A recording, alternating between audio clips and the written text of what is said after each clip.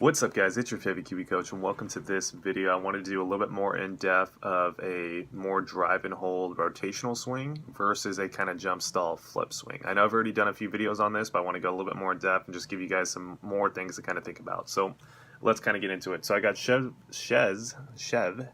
Rivi here on the left of the screen, and then I got a Japanese professional golfer here on the right of the screen. So we're going to go over a little bit how the body works in transition. We're not going to get into over the minutia of the backswing or anything like that. We're just strictly focusing on the downswing. So let's take them both up to the top of the swing. So what we're going to notice here in transition is definitely a difference between how the pelvis works as well as the knees work, okay? This is super important for you guys to understand, because if you guys can get this, you guys are going to have a lot better chance of having a stable rate of closure, which just means the toe is not going to be turning over very rapidly, right? Which is consistency. So anyways, let's go into it. So first off, I want to see what Shez is doing in transition. Let's go take a look at his pelvic line. So he's fairly level at this point, right? So let's kind of see how it starts working in transition. So let's actually make a smaller line. So let's say it's somewhere right around here, right? Now let's also put in terms of where he's moving, right? Let's put another line right about here just so we can see how much he's pushing forward. So as he starts moving forward, we're not really seeing the left side pelvis lowering, right? He's not getting left pelvic tilt, which just means the left side of pelvis, again, like I said, is not lowering in transition. Now from here, we can see that he's continuing to break this line, and pretty much right after the P5 position, let's erase these, we're seeing that the left side pelvis is now higher than the right side pelvis, right? Now, if you guys have followed me for a while, you know if the left side pelvis is higher than the right side pelvis, you're coming out of your natural lordosis of the lumbar spine, and it's going to be really hard to rotate the mid-spine or thoracic, right? So he's doing the classic moves that get someone into a stalled out position. Now from here as well, we can see a few things. If we take a look at his knee from here, he's gone a little bit into external rotation, so there's a little bit of that natural golf swing still left in him from what his coach has probably destroyed. But his trail side knee has gone a little bit and kicked a little bit too much into internal rotation too early. So whenever we get the trail side knee working into internal rotation too early, it makes the left side pelvis get a little bit higher than the right. And we're starting to get out of that lordosis, and then we're getting into a position where we're not going to be able to rotate, and all we can really do is start to extend. And you guys will see that here in a sec. So as we keep him going into the golf ball, we're going to notice from this frame to this frame, he has not rotated a lot, so the pelvis is not rotating, and he's done nothing but extend forward. So we're going to do it again. See? So not a lot of rotation, he's just extending, correct? So he's not around here. His body lines are very close to the target at this point. There's not a lot of rotation here, and he's really just relying on supination, timing of this late supination move to release the club head and to hit functional shots, right? Now our argument is under pressure, that's not going to be the most consistent way to do it when you're relying on a late timing of this supination, or a late flip is what I like to call it. From here, we can see on this next view that his right hand is very much over on top of the left forearm. This is definitely a classic flip and roll release pattern. And I would argue that it's not very consistent, right? And then the next view as well, if we take a look at right about here, we can see that the head still has not released, right? That's a very classic look of someone who's stalled out. You don't see the head releasing very much. They're trying to stay in their spine angle, quote unquote. Maybe that's what they've been taught.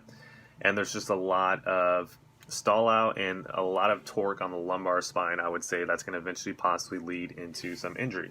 Now let's go take a look at the Japanese golfer that has been watching some of our content and has been watching a bunch of other golf instructors who teach the rotational swing, and he's really starting to get it, and we're going to see a huge difference in the way that the body moves, right?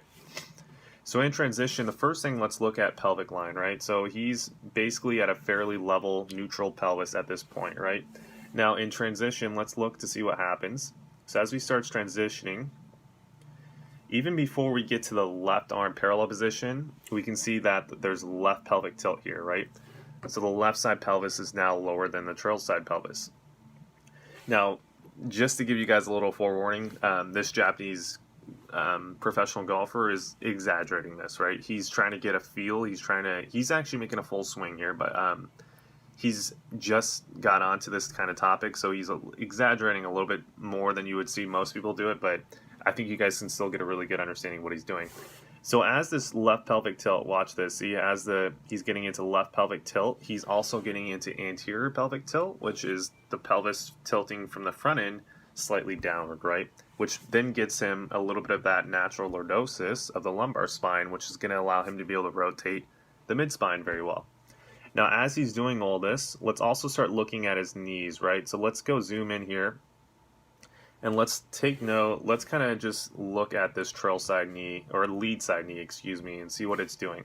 So as he's getting left pelvic tilt, he's squatting down, right? He's going to anterior pelvic tilt. We're seeing that this lead side knee is going into external rotation, right? So it's clearing out.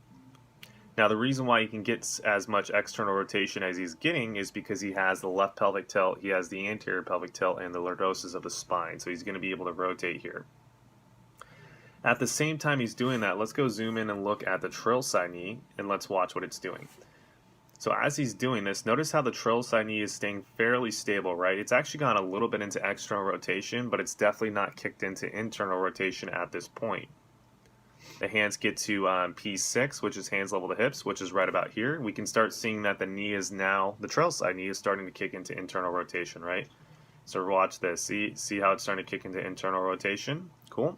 Now at this P6 position, if we zoom out a little bit, we'll see that he's still in left pelvic tilt here, and he's still in anterior pelvic tilt, right? So the left side pelvis is definitely lower than the right. Now from here, as he starts coming into the golf ball, let's notice what his pelvis line is doing first, then we'll kind of go over what the knees are doing. So as he gets into impact, we're starting to see that this pelvis line is starting to level out slightly. Then as he gets into impact, we can see that his pelvis line is pretty much fairly neutral here, right? Now from here, we can start seeing now he's starting to get the right side pelvic tilt, right? The right side is slightly higher or lower than the left side. Once he gets to this position, we can see that the head is starting to release a little bit more than Shez did. And now we're starting to see that the right arm is above the left, which is what we want. We want this release pattern. We just don't want it right after the ball. That means that you had a flip roll and you had a late supination move. Cool. So let's go back and look at from P6 into the ball. Let's take a look at what the knees are starting to do here too as well. As he gets into impact, we can see that it's still clearing out and it's still maintaining its flexion, I like to call it, right? This is flexion right here of the knee. He's still maintaining it, but once we get into impact, we're going to start seeing this start to straighten a little bit, right? So it's subtly changed from here to here. Now again, guys, like I stated earlier, he is exaggerating this move a little bit because it is new to him.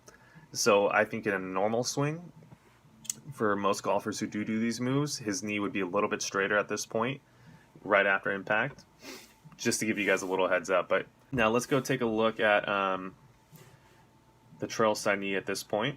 So at P6, right about here, let's start seeing how this trail side knee is going to start kicking into internal rotation, right? So it's kicking forward, forward. Now the last thing I want to take note of is notice how he has not had a large flip here, right? So the right forearm is subtly on top of the left, but it's not like Shez. If we go take a look at Shez here, there's a difference between this release and this release right here. Also, let's look at the body too and the way the body's going at this point. Notice how Shez right here is actually in posterior pelvic tilt. So if we take a look, notice how he's a little bit in posterior pelvic tilt, which just means that the pelvis line is pushing downwards from the back end, right? That's what if we look at this, pelvis is a lot more neutral here, which is a lot better for the lumbar spine and supporting it through this part of the golf swing, okay? Shez over here is probably going to have some lumbar spine issues here if he continues to swing this way. I think this is kind of an old video. I don't know what his swing is like nowadays, but definitely I think was going to run into some issues if he kept doing that. I haven't even seen him on the tour, so I don't think he's on the PGA Tour anymore. But so anyways, cool. So that's some from transition down into impact and then a little bit through impact. That's definitely some differences between the drive hold rotational swing and the jump stall flip swing. I hope that would brought a little bit more. I'm definitely a big advocate of more of the rotational drive and hold swing, just because I think that I honestly think it's better for the body.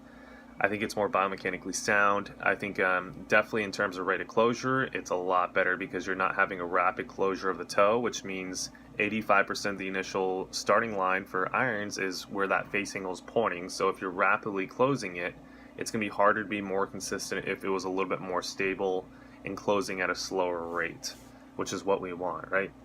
So anyways, guys, hopefully that brought to light on why I like the drive hole rotational swing and why I'm not really a huge fan of the jump stall flip swing. Either one can work. Obviously, Chev Review was on the tour, so I'm not discounting it. I'm just saying that I think long-term stability of a player's career, it's going to be a lot more benefit to having that drive hole rotational swing.